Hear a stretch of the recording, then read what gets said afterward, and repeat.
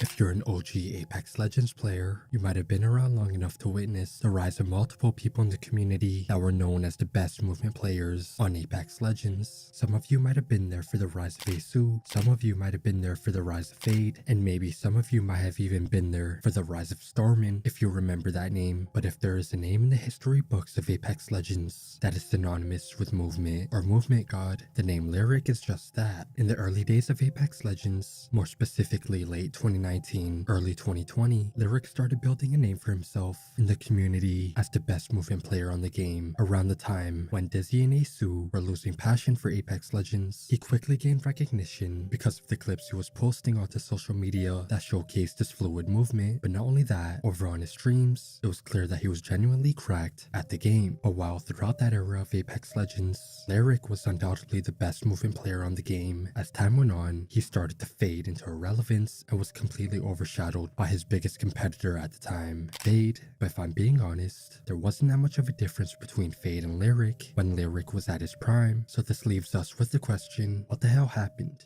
In this video, I will explain just that, so like and subscribe if you enjoy these types of videos, and let's jump back to Lyr1c's early days. In the beginning of Lyr1c's gaming career, just like many, he started off by playing COD. Over on his YouTube channel, he had COD videos going as far back as June of 2012. And as you can see, right off the bat, Lyr1c was into the idea of being a highly skilled player on video games, but also a highly skilled player that was glorified for his skills. He posted montages and trickshot clips occasionally throughout his early years, but he would end up transitioning towards becoming a competitive COD player as the years went on. But obviously that didn't work out for him, since when Fortnite came out, he made a switch to that game. But just like COD, while he played Fortnite seriously, he didn't go pro or blow up on YouTube, or for that matter, do big things on that game. He started his streaming career on Fortnite and grew to a decent size in viewership on Twitch. But it was when another battle royale would come out called Apex Legends when Lyr1c's career would start to see some real growth for the first time ever. During late 2019, the same month when Dizzy would announce his departure from the Apex Legends world, Lyr1c's name started to gain recognition in the Apex community, and this was because of his unique movement skills. When Dizzy quit, there was a huge gap in the Apex Legends world that needed to be filled quickly, and around this time, the topic of good movement was starting to become more popular thanks to Aceu's rise to stardom, and Lyr1c being a guy that was extremely active while all of that was going on. The more he streamed and the more he posted to social media, the more people started to realize that Lyr1c was a serious name in the PC community of Apex Legends. At this point, he didn't blow up just yet, since his content on YouTube was just regular ranked or competitive matches, but when he switched to posting montages with music behind it, this is when he started to see an increase in viewership.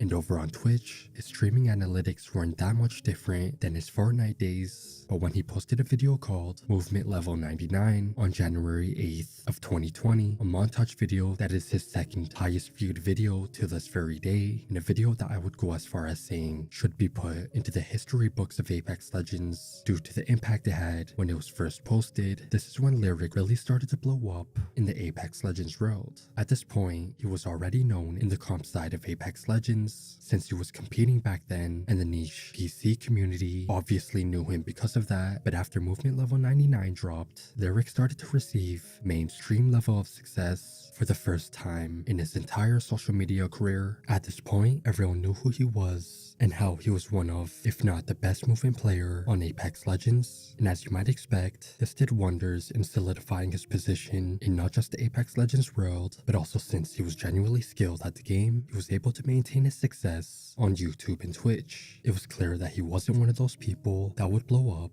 right before disappearing. But as nice as that sounds, this is when things started to get tricky in Lyr1c's career. During mid-2020, Aceu had quit Apex Legends because he had gotten bored of the game, and now there were two people in the community that were qualified to take the title of the Apex Legends movement god from Aceu. At first, in October of 2020, Aceu co-signed Faide, and since Faide was seeing an increase in viewership, at this time, his viewers started looking at him as the new Aceu. Yeah, Faide! That's who I was thinking about. Faide! Does he stream? That's exactly Jimma. You snapped, bro. You snapped. Does Faide stream? I don't know, but I feel like he kind of plays that too. But not too long after that, Aceu co-signed Lyr1c as well. Season 8. I'm down, bro. Marking the calendars. You're doing good, bro. You're gonna carry the interest. Thank you, man. I appreciate that. That means a lot. Hope all is well, brother.